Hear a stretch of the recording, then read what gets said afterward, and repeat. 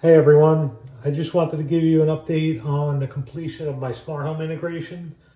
When I had the house built in 2021, I had everything done with cassette lighting, Sonos, speakers in all rooms with Sonos amps. I'm running a home bridge, and I just converted the alarm system to the Ring, I think I'm Gen 2 without the Eero. I'm running Ubiquiti Unify throughout the house. So I chose the one without the Wi-Fi access point. Well, anyways, this is the entrance from my garage into the mudroom, laundry room. And this was a keypad. This was a Gemini keypad. Converted it over to the Ring.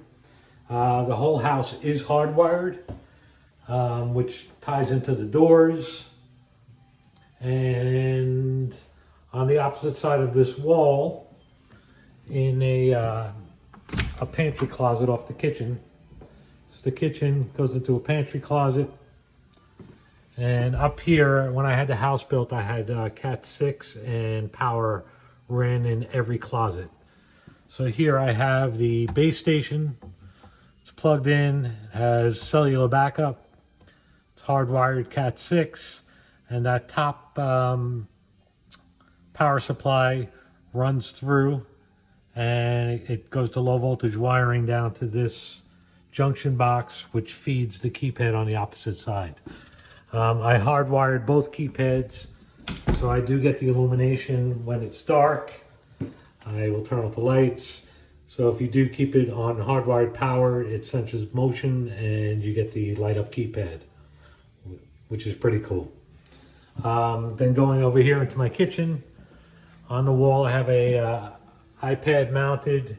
This is all the whole Homekit, and I bring up Sonos on the right hand side, and this is the way I pretty much keep it all day. This controls my music throughout the rooms. These are all the rooms, and you can see the Ring alarm is connected through Homebridge. I have smart shades. It's also through Homebridge, which will do the roller shades to the kitchen. Those roller shades there go up and down. So now I'm able to set automations on time of day, sunrise, sunset, alarm set, alarm disarmed, first person home. It also ties into, which you'll see down here, I have thermostats running the EcoBees. There's 3 zones. So they're all tied in as well.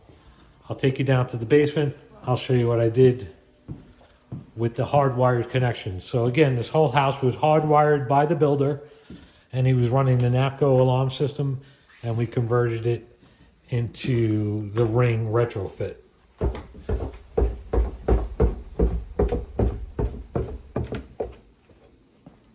So here we are at the basement.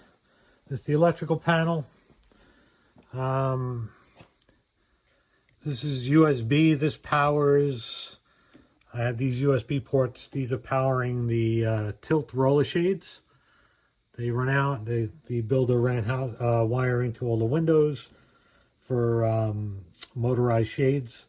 So right now I'm just using 2 tilt roller shades. I'm using the house wiring that he provided. I split the USBs. They're coming down here and they're going up and they're feeding the roller shades. And I have it going on a smart outlet, which kicks on for about 3 hours every morning to charge the batteries in those tilt roller shades. And it's been 2 years and it's been working like a charm. This is the alarm panel from the Gemini. So I gutted it and I installed the 2 retrofits. I use the existing house wiring. The retrofits come up here and everything is wired in. So far, everything has been working perfectly, even though it's enclosed in this metal case. I kept it there. I do lock it. And the room, the closet where the main controller is right here, right above there. So that's upstairs, not far at all. So the communication from these retrofits to upstairs is great signal. And right here is the old alarm system.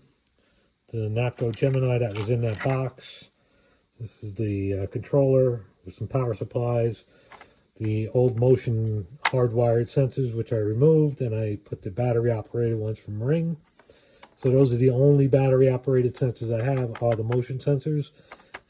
And these are the old keypads.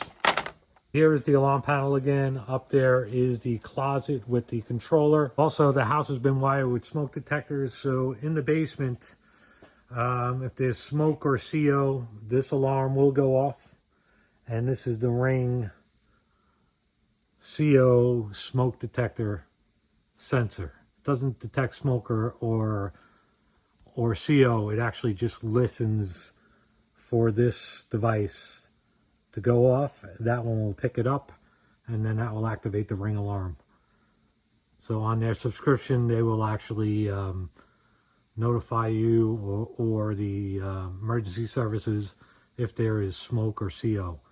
I only put one of these down in the basement, being that all my smoke detectors are all tied together. They're all hardwired, so even if the one up in the bedrooms went off, it would also trigger the one in the basement, which would then be detected by this one here, and it would trigger off the alarm. So making our way out of the basement, I just wanted to point out one other thing. The Ring has also released a siren. So up there in the ceiling right there, I removed the previous, it was a smoke detector. But again, I have a smoke detector that's right there that ties into the one in the basement, so I'm covered there. The alarm panel had their own smoke detectors, so I removed that. I put a round plate along with a siren attached to that. And there's 3 of them throughout the house. So if the alarm does trip, those sirens do trip as well. As for the front entrance, again, I put another Ring keypad. I removed the previous keypad, and this one again is hardwired. Does do motion and light. There you go. Motion and light. It's hardwired. The only way these keypads light up is if it's hardwired. And again, that feeds around through the coat closet. The termination points are in this junction box, which is all low voltage wiring for the old alarm.